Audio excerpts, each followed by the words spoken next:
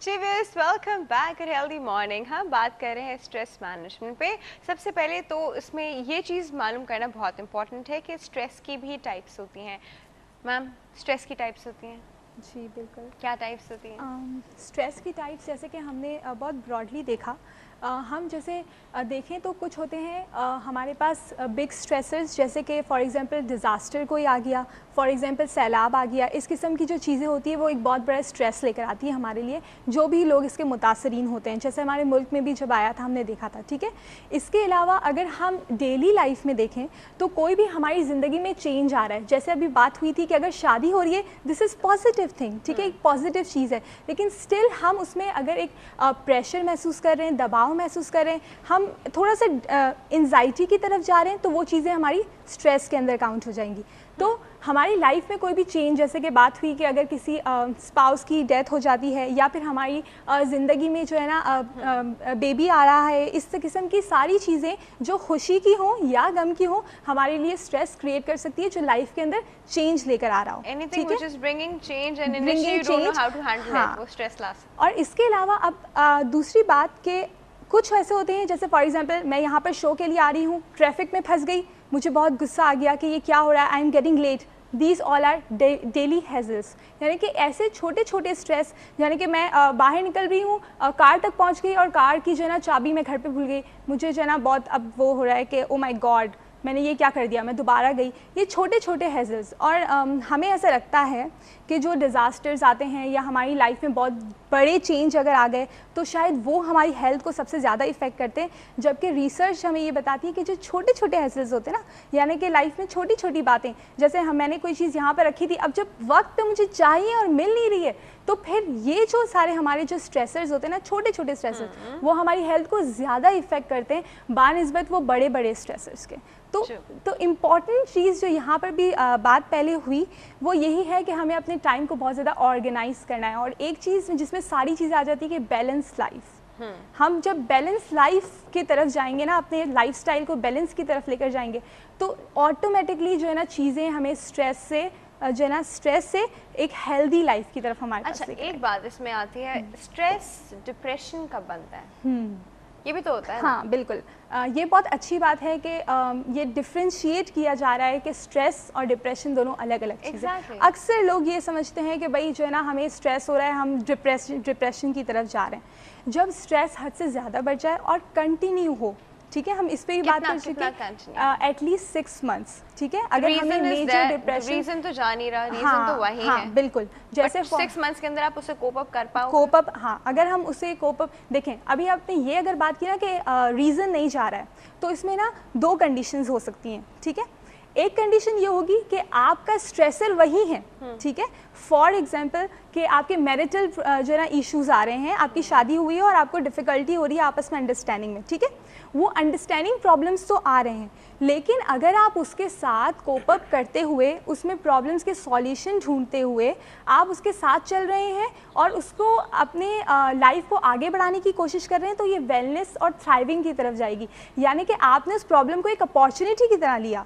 आपने कहा कि ओके, मेरे प्रॉब्लम्स हैं, लेकिन स्टिल मैं अंडरस्टैंडिंग के साथ, बातचीत के साथ इसको सॉल्व कर सकता हूँ। तो फिर आप एम्पावर होंगे, आपके रिसोर्सेज बढ़ेंगे, जिसके ज़रिए आप अपने स्ट्रेस को कूप अप कर सकेंगे। जाहिर सी बात है, जब आप चाहते हैं वाकई में कि आप प्रॉब्लम को सॉल्व करें, अपने दोस्तों को, अपने रिश्तेदारों को इन्वॉल्व करेंगे, उनसे मशवरा लेंगे, सोशल सपोर्ट लेंगे, तो फिर जाहिर सी बात है कि आप पॉजिटिव की तरफ जाएंगे। और दूसरा एक तरीका ये हो सकता है कि आप, वो इवेंट है और ऐसा भी होता है कि गुजर भी गया, ठीक है।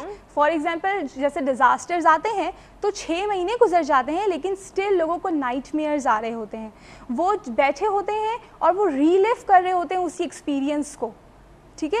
वो उसी चीज़ों को री एक्सपीरियंस कर रहे होते हैं, और 6 महीने गुजर जाने के बाद भी अगर आप उसी स्ट्रेस में, उसी, जैसे अगर आप खुदा ना खास्ता अगर स्पाउस की डेथ हो गई है, पहले दिन अगर वो आदमी बड़ा सा तकलीफ़ में बैठा हुआ है, कुछ बोल नहीं रहा, उसे समझ में नहीं आ रहा, ठीक है। अगर 1 महीना, कुछ दिन वो इस तरीके से गम में बहुत ज़्यादा निढाल है, ठीक है। लेकिन यही प्रोसेस अगर 6 महीने तक है और आपकी सिचुएशन कंट्रोल नहीं हो रही है, तो फिर आपको क्लिनिकली डायग्नोस किया जा सकता है कि आप डिप्रेस्ड हैं। सही। हमारे पास एक कॉल मौजूद है जी, अटेंड करते हैं। अस्सलाम वालेकुम। जी वालेकुम सलाम। गुड हेल्दी मॉर्निंग, कौन बात कर रहे हैं? जी इशफाक बोल रहा हूँ से। जी अशफाक साहब, कैसे हैं आप? जी अल्लाह का करम मैडम, आप मैं ठीक ठाक हैं? अशफाक साहब की आवाज़ थोड़ी सी हल्की आ रही है। जी आप आइए बात। क्या बात है, ऐसी आवाज़ पहले की नहीं निकाली पराठे वाली। जी तो आपका पुआ में आता है कि आवाज बंद हो गई है। ओह अच्छा जी, क्या कहना चाह रहे हैं?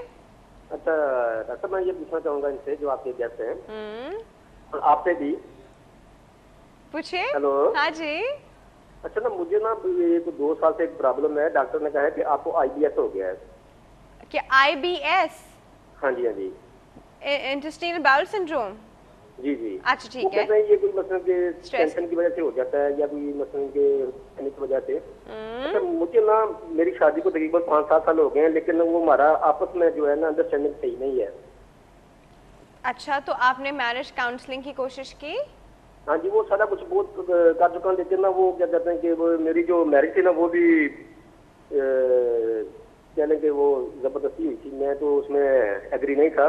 तो उस वजह से ना मुझे बहुत ज्यादा प्रॉब्लम हो रही है। तो इसका क्या हल है, मुझे भी इसका हल बताएं। इसका हल ये कि you living in that region कि आपकी मैरिज जबरदस्ती हुई थी, आप उस चीज से बाहर ही नहीं आके दे रहे हैं। अच्छा जी, इसका बाकी हल जो है ना बताएं, मैम जो बता। आपकी हाँ जी, इसका हल मैं चाहता हूँ कि इसका वो हल बताएं मुझे, इसका क्या बिल्कुल हल है। आपको इसका हल बताते हैं, बहुत ही सिंपल है जी। Thank you so much for your call Ashfaq साहब। मैम बिल्कुल, अभी जो हम जिस बारे में बात कर रहे थे कि स्टिल अगर आप उसी चीज़ को, जैसे कि रीज़न पूछा यही कि जब आप इनसे और क्वेश्चनिंग करी थी ना, तो उनकी वही काउंसलिंग हो रही थी और रीज़न सामने आ रहे थे। अगर हम इनसे और थोड़ी देर बात करते तो हम ज़रूर और भी जानते कि क्या अंदर और क्या रीज़न्स है।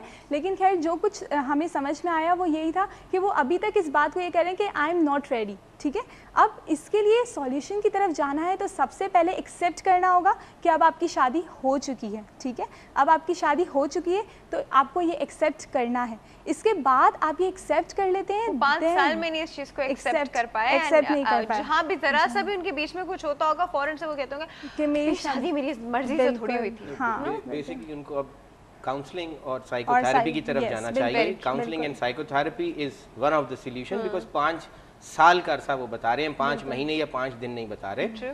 तो इवेंचुअली वो जो आपने सवाल किया था ना कि स्ट्रेस जो है वो किस तरह से कन्वर्ट होता है डिप्रेशन में, तो long term stress eventually gets converts into depression. आप उसमें ये देखें कि उसके सिम्टम्स क्या हैं। शुरू में जैसे स्ट्रेस हुआ तो सर में दर्द हुआ या आपको जिस्म में बेचैनी रही या भूख नहीं लगी, लेकिन लॉन्ग टर्म स्ट्रेस में क्या होगा? लॉन्ग टर्म स्ट्रेस में ये होगा कि आप नोट करें कि फॉरगेटफुलनेस शुरू हो जाएगी, आपको जो है ट्रेमर्स शुरू हो जाएंगे, आपको जो है कन्फ्यूजन्स आना शुरू हो जाएंगी। तो ये वो सिम्टम्स हैं जो आपको नजर आएगा।